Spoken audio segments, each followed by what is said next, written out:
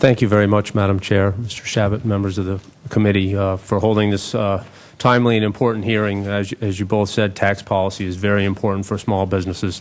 I am a partner at Kimbell, Sherman, Ellis in Montpelier, Vermont, and so I'm here today wearing two hats. One as a part owner of a small business that has to comply with the regulations that you both and provisions that you both mentioned, and also I have the privilege of representing CTIA, the Wireless Association, and its many members that are involved in a very high-tech and competitive business of wireless.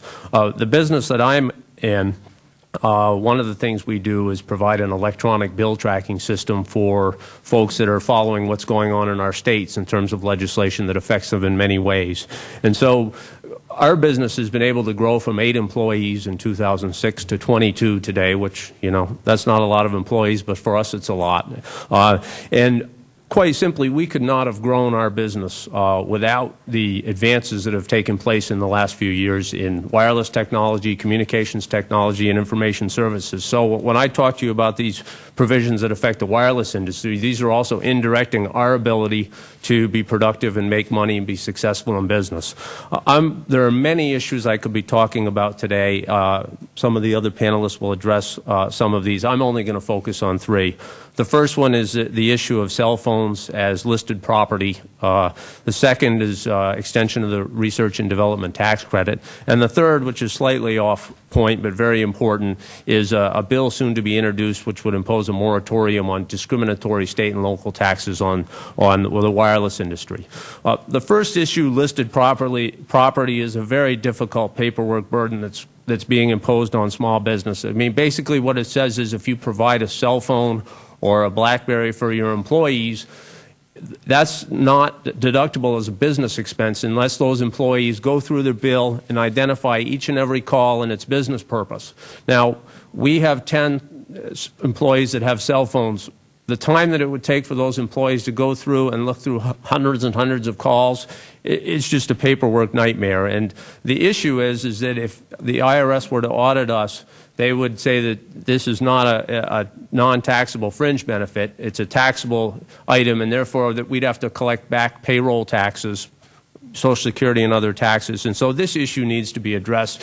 Small businesses, most of the folks I talk to don't even know it exists, and yet on audit potentially they could be paying hundreds or thousands of dollars in back taxes. So this issue needs to be addressed. And fortunately there is a bill pending, H.R. 5450 by Representatives Johnson and Pomeroy, that would fix this, and we urge this committee to support that.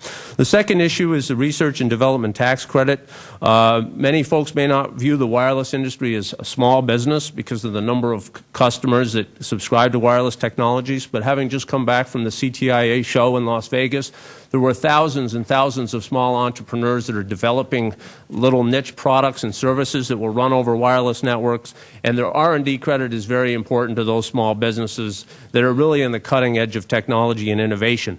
And while our firm does not use the R&D credit, we rely on those innovations and technologies that are coming out of the industry to provide us new tools to do business and be more productive and profitable. So I think all small businesses, whether they claim the credit or not, benefit from the innovation in technology that comes from providing that credit to our smaller entrepreneurs and other businesses as well.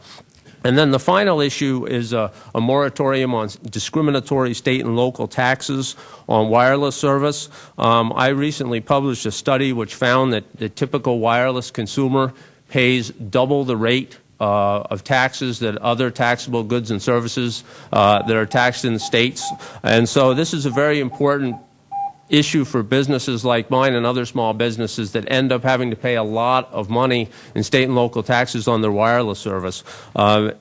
Fortunately, Representative Lofgren and Cannon will be introducing either this week or next week, I hear, a 5-year moratorium on discriminatory taxes. So this would allow states to tax wireless service if they're taxing other goods and services under the same tax, but would prevent the singling out of wireless services and wireless consumers for taxes just because 20 years ago telecom was a monopoly and therefore these old taxes are still on their books.